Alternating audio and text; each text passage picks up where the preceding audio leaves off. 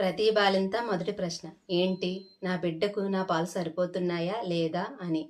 First మీరు ఆలోచన తీసేయండి. మీరు నమ్మకంగా అనుకోండి, నా బిడ్డకు నా పాలు సరిపోతున్నాయి అని. ఎలాంటి నెగిటివ్ ఆలోచనలు రానివ్వద్దు. టెన్షన్ తీసుకోవద్దు.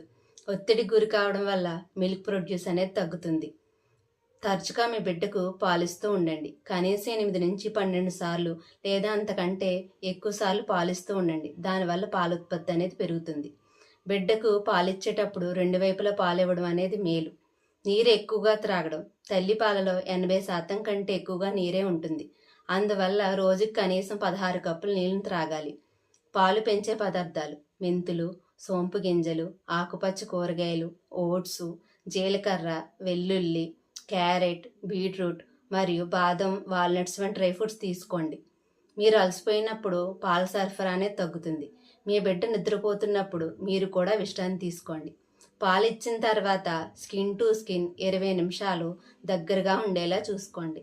మీ బ్రెస్ట్ ఫీడింగ్లో మీకు ఎలాంటి డౌట్స్ ఉన్నా ఒక మెసేజ్ చేయండి, నేను క్లియర్ చేస్తాను.